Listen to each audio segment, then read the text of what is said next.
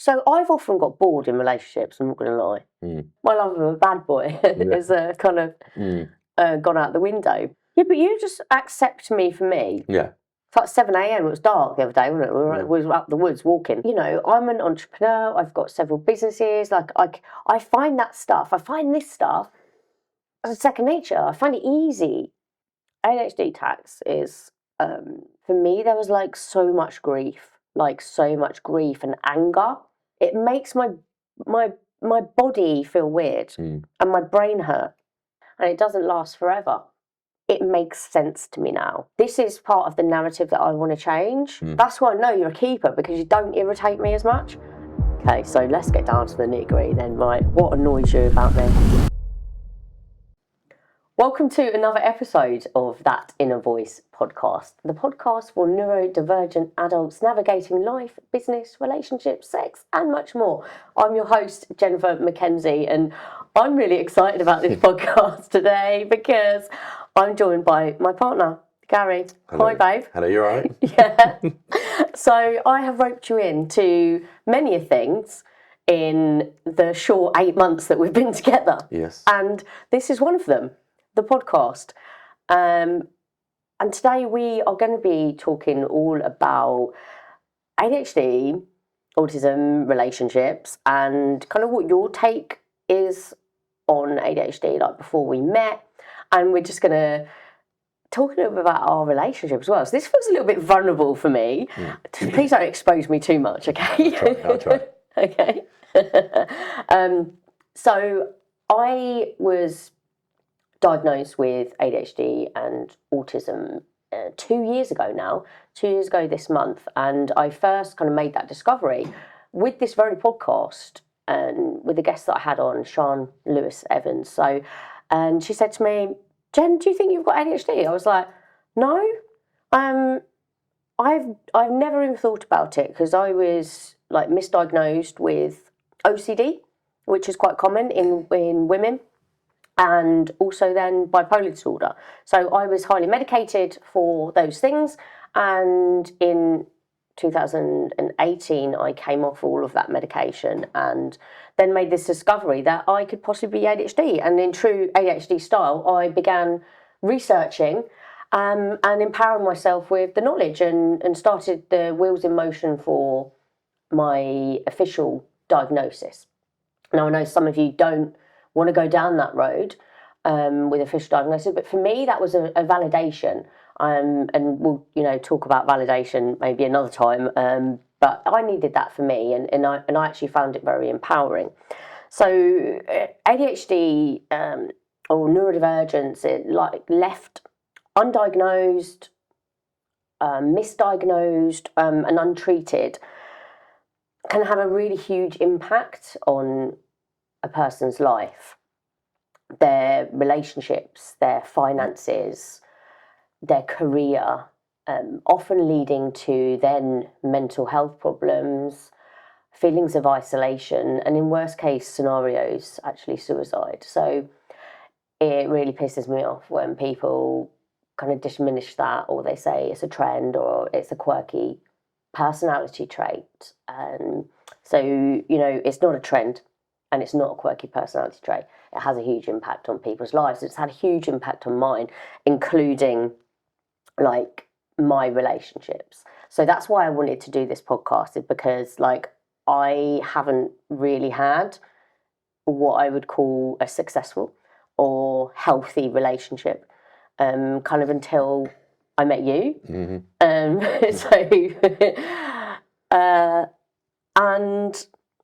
I can't speak for all neurodivergent people.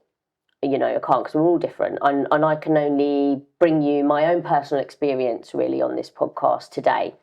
So some of the things I'm going to be talking about, we're going to be talking about, you may relate to, and some of the things you might not. So listen along and see what you think. And I would love to hear your comments.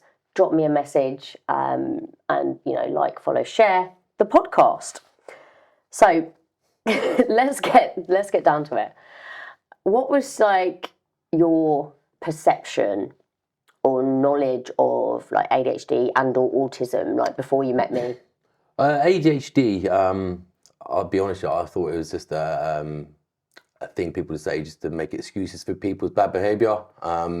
Naughty kids, I was ADHD, and you just thought it was just a naughty kid, and it was just a thing people were saying just to sort of excuse it sort of thing. So yeah, I never really thought much about it. Obviously, met you, and obviously, explained and seeing it for first hand, obviously makes you realise that actually it is an illness, and it is something real, So yeah, that's my take on the ADHD. Autism, obviously, I know people who've got autism, they have their routines, and if things change, they don't like it. So yeah, like I say, obviously being together for like 8 months or so now, obviously you see that trend more firsthand. And yeah, so it isn't, like I say, it's not a trend. It is real, and it does affect people. So yeah, obviously, there's things that obviously we do and I see firsthand. Which, it takes a while to get used to. It took a while to sort of like realise, your personalities and things like that. So yeah, it was a bit of an eye opener at first, to be honest. Yeah. So ADHD and autism isn't actually an illness or a mental health disorder. It's a brain difference, and it's a I can never fucking say it. Neurodevelopmental. There we go. There it is.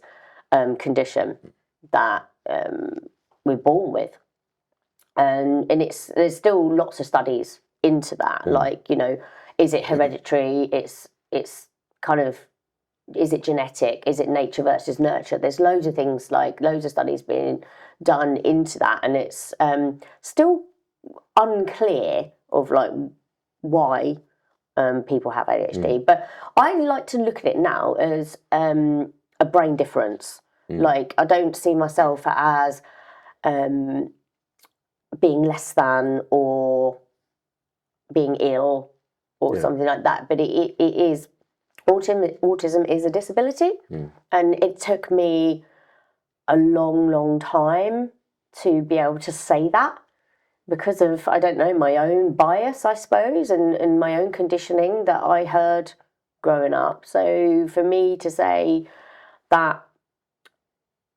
I do have additional needs, it has been quite a difficult thing, because I'm, as you know, got a headstrong person. and allowing myself to be vulnerable and say that I need to have things done a little bit differently, or I'm very, very sensitive, but I'm also like quite hard in some ways. So, and when you said like about it being an excuse for bad behaviour, this is part of the narrative that I want to change, and I know a lot of other neurodivergent people want to change that, because no, it's not an excuse for bad behaviour, but it can be a reason that people are behaving in certain ways. So I'm not excusing some of like the behaviours that I've done or how I've hurt people in the past, but it makes sense to me now. It makes sense. Yeah. So how did you feel then when like I disclosed to you that I had like ADHD? To be honest, because I obviously didn't know before anyway. When you told me, I just thought you were you. Do you know what I mean? It didn't sort of change anything really. It didn't bother me, but it just made me realise, obviously, sometimes like the mood swings or the reasons your behaviour were what they were was because because of the ADHD. So, like I say, when I first met you, it was just your Jen, and that was it. And it didn't bother me one bit, because I think you're great. I think it's amazing, and like I say, it didn't bother me one little bit. But I must admit, listening to your podcast for the first time, it was quite interesting. After a couple of weeks, I did listen to one of your podcasts, and oh my god, I was a bit like, okay. But I think I messaged you off my work phone. You did. Because I'm not going to tell the story of why I lost my other phone, but I lost my phone. I have two phones, a personal and a work phone. So I was speaking to you on my personal phone, but I lost my personal phone, and then I had to speak to you from my work phone. Yeah, you did. And then you went on my website, because there's that's attached to my work phone. And you started listening to my podcast.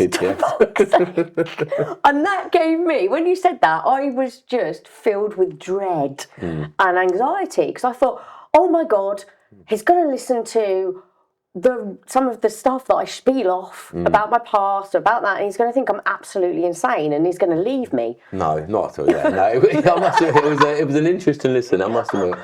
But no, do you know what? But then you get to understand the person, though, don't you? So it's like, you know, it was a, you know, just get to know you a bit better, and you know, it was Especially when you listened, I just recorded and released as well, literally like probably a week before I met you, a podcast. One of the episodes called "Bad Girl Turned Good." And that's right? what I listened to as well. Yeah.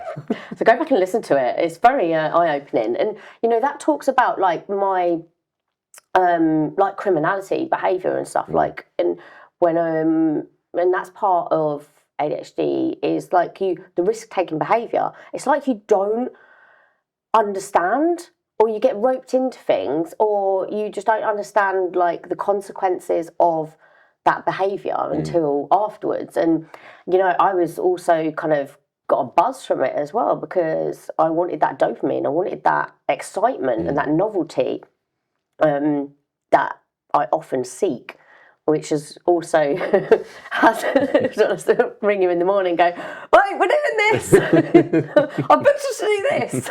And you're like, oh, for fuck's sake. Another thing to add to the calendar, yeah. But no. Yeah. So I wrote you into a podcast. I wrote you into couples modelling. Yes. And I've also wrote you into a bit of entrepreneurial shit. But, you know, we'll save that. We can't discuss that, can we? But yeah. No, but we can say that we've started a social enterprise together. We've started a new business together that's launching early next year, which is really exciting. So you're going to have to put up with me even more. I know, but do you know what? It's just getting myself out of my comfort zone. This is obviously, you know, this is horrible for me. But yeah, the couples photo shoot was good. I enjoyed it. It's just something different. And then this is completely different. But yeah, I was a bit nervous before coming on here. But, so I've often got bored in relationships, I'm not going to lie. And I think you're the only man who I've had a relationship with that hasn't got a criminal record. Well, yeah, I know. It's a good boy. So my love of a bad boy is kind of gone out the window. But I don't think that, like, that's a bad thing at all. I'm all for the peace now. I'm all for the peaceful life. But I'm also like that excitement. So I've often got bored in relationships, and I've said this to you like a few times in it, so where I said, like, I want us to keep doing things that, you know, we don't want to get stuck in that mundane. But I love the mundane when we want it, like sitting on the sofa in the blanket, like watching TV, eating chocolate or ice cream, as it normally is, But I don't want to get lost in that mundane. So that's why I said, right, come on, let's do some stuff that is a little bit different. So that's why I said, like, come on, let's do the couples photo shoot. Yeah, that was just for fun, right? That was good fun. I did enjoy that. It was like I say, never done anything like before. When you mentioned it to me, I was like, yeah, okay, cool. And then it's like today, when it gets nearer and nearer, you start thinking, oh God, what am I doing? But yeah, once you're in it, it was good. And like I say, something different instead of just sitting there doing the same stuff all the time. So yeah, it's like I say, I took you golf once, haven't I? So I got you out of your comfort zone. Actually, you've opened my eyes to other stuff, and I've kind of opened your eyes to other things, which I think is really healthy in a relationship where you're not. Because I think if you're too different, it's not going to work. Like whether you're neurodivergent or not, right? I don't think it's going to work. No. Whether your kind of values don't add up, your schedules don't add up, and you're not compatible in various ways. So we went all in pretty quickly, didn't we? It's been quick. It's been a bit of a whirlwind, hasn't it? It's been straight in the deep end. But when you know, you know, but that's right? us though, isn't it? That's us, you know, 100 miles per hour all the time. Yeah. If it was anything different, it'd be, like I say, it'd be boring, wouldn't it? But I don't really do boring. No, we don't do boring. No, we definitely don't do boring. I don't think either of us are like kind of that sort of boring person. No. But then define boring, you know, what is, I need excitement, I need to do things. Be busy. I'm not good at being still. No. Not good at being sedentary, because that's when the head starts going, or I start thinking, oh, I'm just going to go and ruin my life in like 10 seconds. Not good. Not good. Not good. But also, like as I've sunk more and more into sort of unmasking and relaxing into autism and ADHD, I've found that I actually quite like being slower and more still. But this you slow. This is yeah, I know. That's what I mean. I see you 100 miles per hour then, because oh god, yeah, that was chaotic. If you think this is kind of fast and chaotic, then you should have seen me like a few years ago. Buckle up, babe. Wouldn't keep up, would I? I mean, yeah. It would have been exhausting as me. But so we met, right? I always find it mad, like how we met, and I don't know why, because I believe in fate. I believe in the universe. Like, right, listeners, do you believe in fate? Do you believe in because I always describe it as a sliding doors moment. So you describe how we met then. Oh yeah, I've been living in the village, Wixham, just down the road, for about 8.5, 9 years.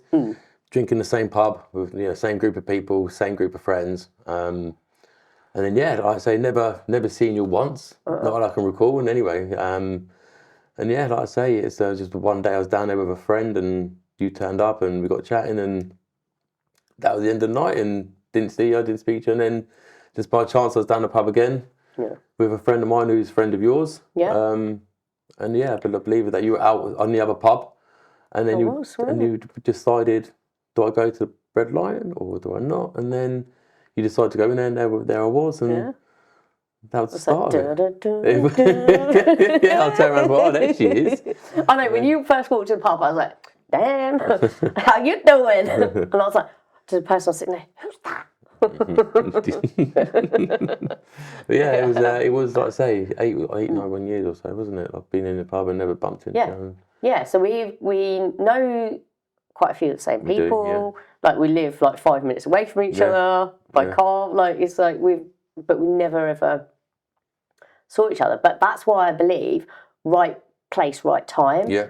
Because I think like if we'd have met then maybe in a different version of ourselves in a different time, it wouldn't have been what it is now. No, true. No. Because I've always found relationships fucking suffocating or just difficult because I didn't know how to advocate for myself, didn't know how to communicate what I needed or like what I even wanted.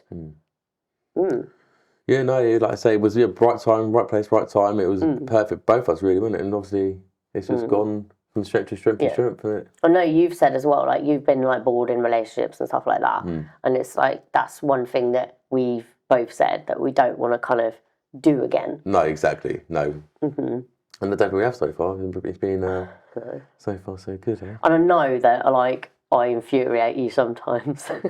Well, there's a few things that you do, to be honest. So I'm going to ask you a few questions, right? Okay. And then I'm going to answer them as well. Oh, God, okay. Okay, so let's get down to the nitty-gritty then, right? What annoys you about me? Okay. What gives you the ick? I don't think it gives me the ick, but what annoys me is there's a few things. Little things I'd like. Prime example this morning, we're chatting away on text, and I was a bit nervous about today, so I thought, you know what, I'm going to give her a call. We've been texting, blah, blah, blah. Ring you up, no answer. 3.5 hours later, I finally get a phone call back, and it's all like normal. Just completely texting, and get sidetracked and do something else, and then finally come back to me later. By that time, it was the moment had gone. I needed to speak to her. The TV situation as well does. Especially when we decide we're going to watch a film together or we're going to watch a series together. And okay, come around tomorrow and we watch it. Okay, cool. Come around, it's been watched. Or you're halfway through a series, and that does, that bothers me. Especially when I go over a couple of days and then I think, right, I'm not going to watch it because we're going to watch it together.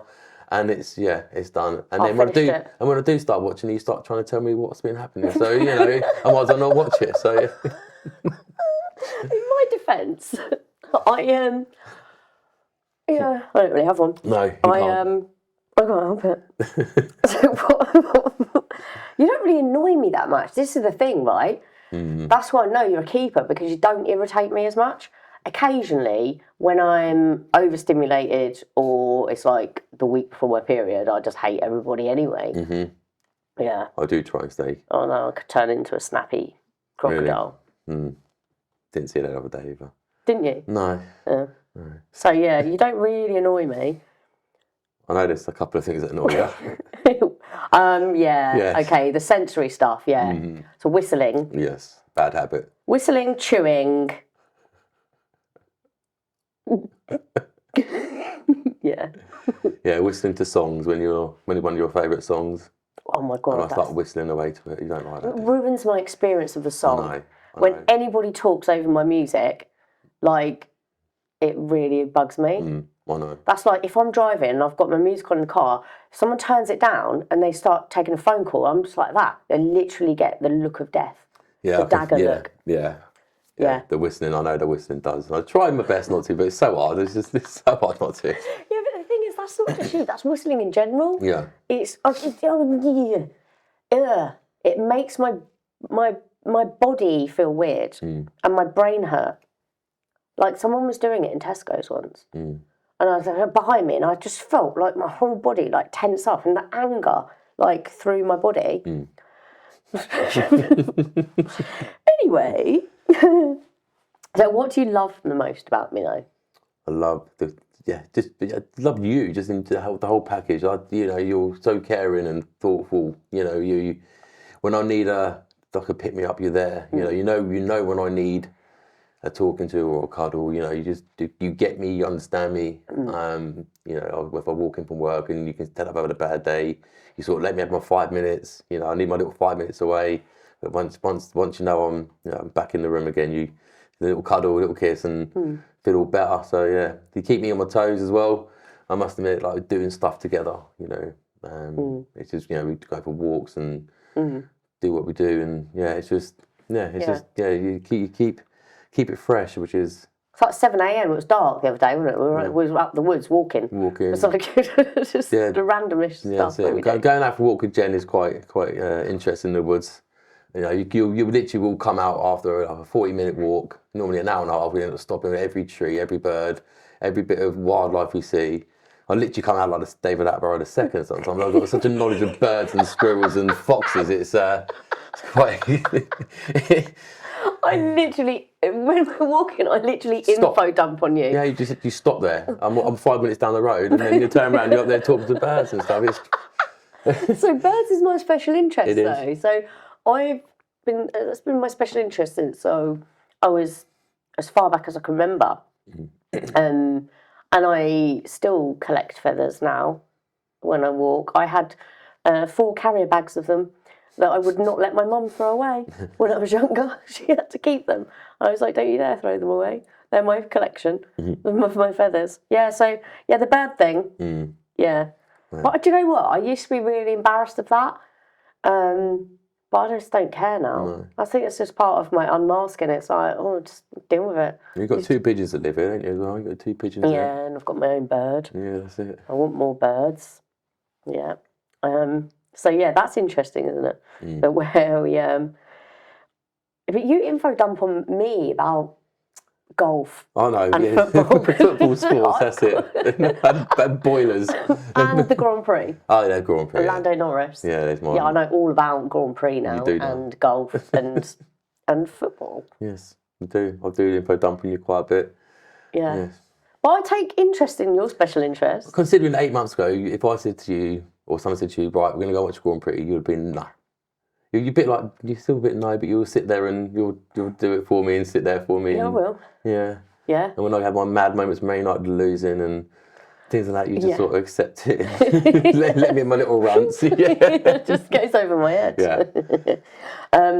But yeah, sometimes I just walk off, don't I? That's I know that really annoys you because 1 minute I'm there, next minute I'm over the other side of somewhere. We're doing something I've just disappeared. Yeah, we're doing something on the phone, sorting something out. Next minute you're gone and then you're doing something else and you're just completely I'm like, well, And then you're like, oh yeah, but we'll do this, and I'm like, what about this? And you're like, oh well, yeah, we'll come back and do that in a minute. And yeah, it's quite sort of there, isn't it? Back and forth, but yeah, we get there in the end. Yeah, but you just accept me for me. Yeah. And I don't know whether that is because no one ever has, or whether that's I've not let anybody see that part of me. I think there's probably a mixture of both there, because when I talk about unmasking, so masking is said to what neurodivergent people do to hide parts of themselves because we haven't felt safe to be ourselves. We've been called weird, odd. You know, if you think I've had the piss taken out of me for liking birds and things like that, you know. And it's so masking is something we do. And sort of on my unmasking journey, I've kind of accepted more of those parts of myself. So then it's probably like more easy for, I don't know, easy, or I don't know the right words I'm trying to say here, but if I accept those parts, then someone else can see those parts and choose whether to accept them or not, you know. But if I accept them, it doesn't matter whether someone else accepts them or not. And you make sure I eat properly. I do. Yeah, which is a thing.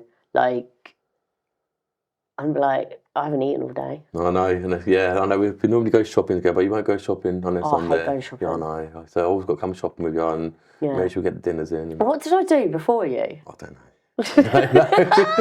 Well, let's not go there, because yeah, but this is part of like the ADHD tax. Is like ADHD tax is like we end up spending more money, we end up losing money because we forget to pay bills, we get in trouble, like I forget to go shopping, or I literally cannot bring myself to go out shopping. It's too late to do an online shop, so then I end up like eating random shit out the cupboards, or end up getting a takeaway. So then the cost of that, and then the impact of that on health as well, because you know, nutrition is a huge part of well-being. And you know, if I decide to just kind of eat crisps for dinner, it's not really healthy. But that happens. It happens. Yeah. Like I say, I think we are quite health conscious. You know, we do like to go out and have a bit of fun, but we also like to go gym and eat healthy. And you know, I think that we both do the same thing. So I think that helps each other regarding like the nutrition and stuff, because we both want the same thing. So yeah, we try and make sure we eat right. If that makes any sense. So when very early on, you witnessed an autistic meltdown. The second day.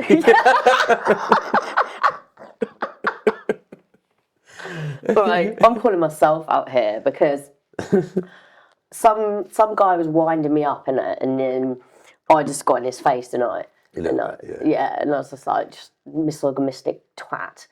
And then I decided that I'd just slam my glass down and walk out, and then get upset. And then you were trying to, then I was like, oh my God. And everything then, I was totally emotionally dysregulated. I was pissed off at this man. And I just tried to run home like Phoebe. And I thought, oh my God, I'm so embarrassed. He's never going to like talk to me again. No. Like, and then you were like, just come here. And you give me this massive cuddle, and I just cried, didn't I? And then I was like, let's go and get some food. I was like, we've got curry. But it was, that was the first experience of a Jen moment.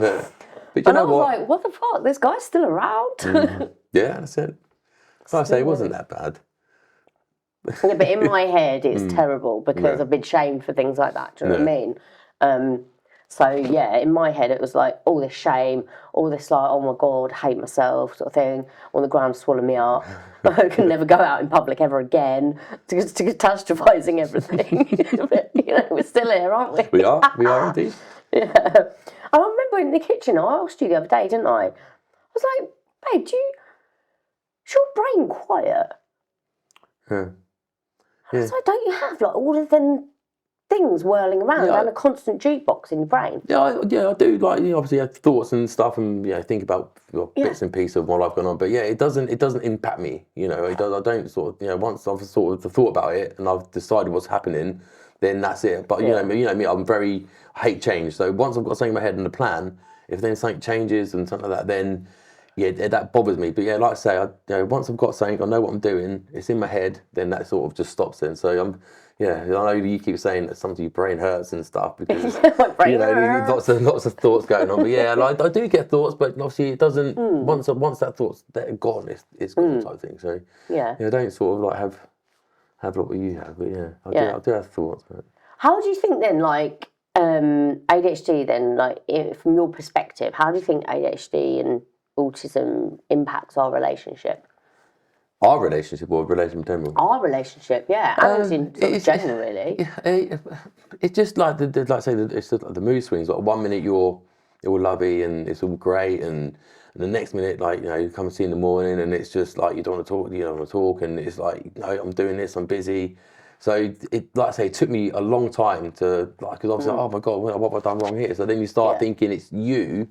I've done something wrong, but actually it's just obviously your brain was processing and stuff. So it's like I say, it took a while, but like I say, it's just they just something you to sort of like help each other through and to get to learn each other, don't you? Like we keep saying, we're all still learning all the time. So it's challenging. It has its moments, doesn't it? But you just got to just battle through them and be there. So this is my first relationship that I've had since with the knowledge of my own autism and ADHD. So I spent 5 years previously to that just single. Like I was quite happy actually, just doing my own thing. I just threw everything into my work. But it wasn't so much that I wanted a relationship. I wanted that connection and that deep relationship, but I avoided it, I think, because I just thought it was too much hassle, like to let anyone in. And it wasn't until like I did, so I set myself a goal back in 2023. I thought, right, I'm going to do 90 days. So I spoke about this on the podcast. The missing puzzle piece is the episode. So I thought I'm going to set myself 90 days to like no dating, no sex, no drinking, no texting, nothing, and just to clear my energy. 90 days ended up as 9 months, and it was like one of the most confronting things that I actually did for myself. And in that time I had like some really kind of profound healing. I asked myself loads of those uncomfortable questions, like, what is my part in relationships? What do I want out of relationships, and things like that. So, and then I thought, oh, actually, I don't want to be on my own for the rest of my life. I don't want to keep avoiding those uncomfortable feelings. I don't want to keep hiding myself. So, and I wasn't really looking for anything, but then you just come along. It happened, didn't it? Yeah. It just happened. Right place, right time. Exactly. But I think you do have the patience of a saint sometimes. Yeah, but that's just me. I'm quite a chilled out person. Well, the majority of the time anyway. I do have my moments, but like apart from when I asked you to come on a podcast and you well, Jesus, that was all right. I'll do it, and then as the days got nearer, but I've done it. Well, nearly done it. But it's been. So what would you say then to somebody that is in a relationship with, or possibly getting in a relationship, dating somebody with ADHD, and they're like neurotypical? Just treat them like any other person. You're going to expect ups and downs, and you're going to expect mood swings and different behaviours and that. But at the end of the day, it's you just be it's the person you love and you're going to be with. You just don't treat them any differently. Just try and understand.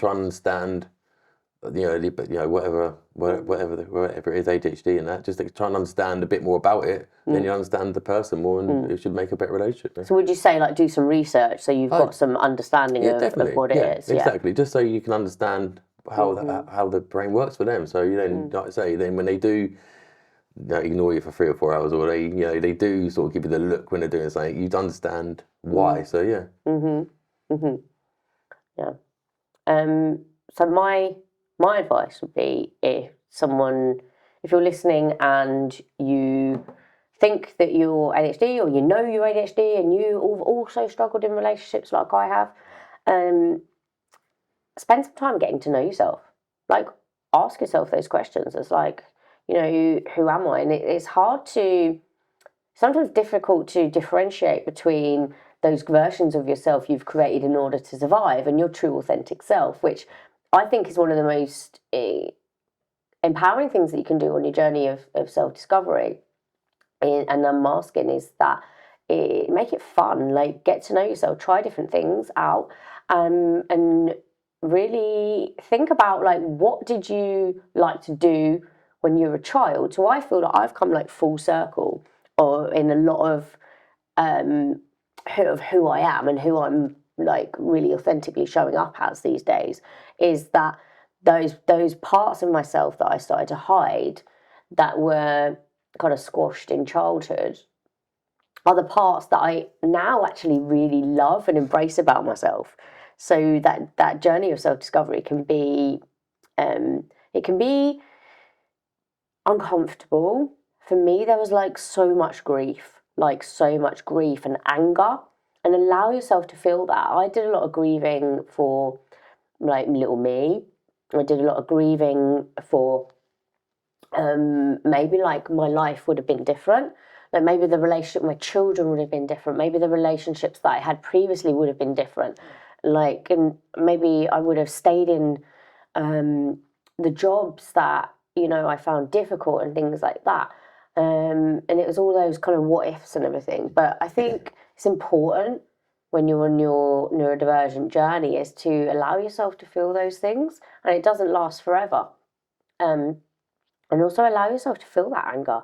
I was really angry about, I felt totally let down by the system, the school system, you know, but I was a kid in the 80s and 90s, and, you know, we're people of my age, especially women, are part of that lost generation that didn't get recognised, that didn't get the support, because all the evidence was kind of based on, you know, the research was based on young boys.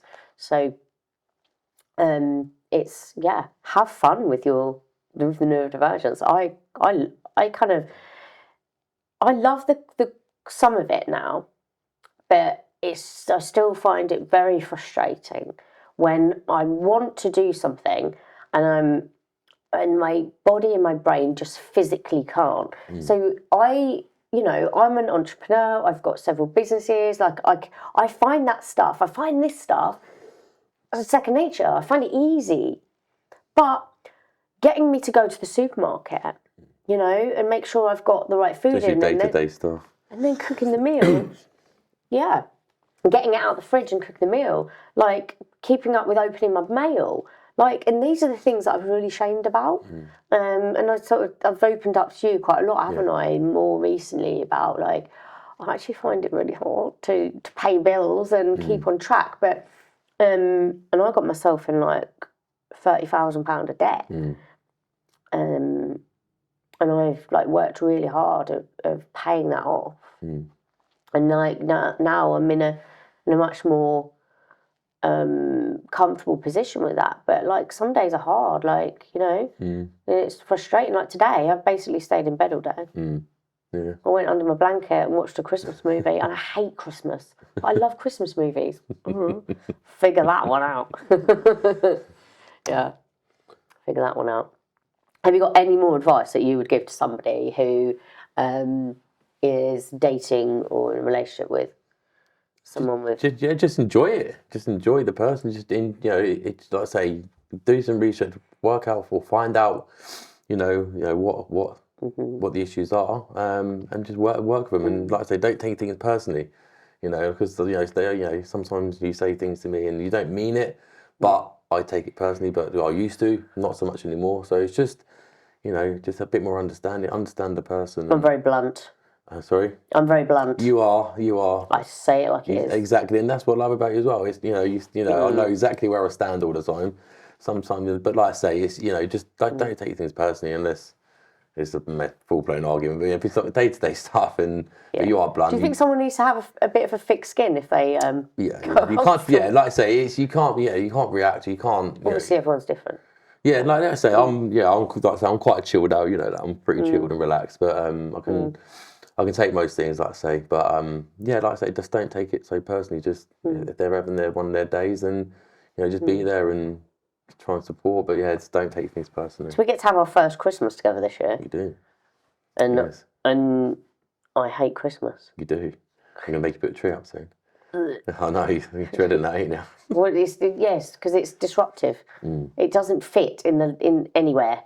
There's bits and there's stuff, and it doesn't look right. We'll find a place. Okay, then, if you're going to make me put up a tree, you have to wear Christmas outfits. I've done plenty at the moment. You've made me do so much. Okay, so you're not going to wear. I love dressing up. I love different outfits. Okay. So if I put a tree up, you can wear a Christmas outfit. Okay, and what outfit is this going to be? I'll get you one. I've got an elf one. It's a good dress though. I'm not wearing. No. Okay. Yeah, I'll let you choose one, but not to. You're a witness to this. You're a witness to this, listeners. Oh, that's true. So if you see me with a tree up, then what outfit do you think we should get, Gary? God. Let me know in the comments. What outfit? What do I do this to myself for? Let's see. You've just dug yourself a hole. I have. I want to know. We're going to take a vote. What outfit should we get for Gary to wear over Christmas? And we're going to leave it there. Thanks for listening or watching the podcast. Make sure you like, share, and subscribe. And I'll be back soon with another episode of That Inner Voice.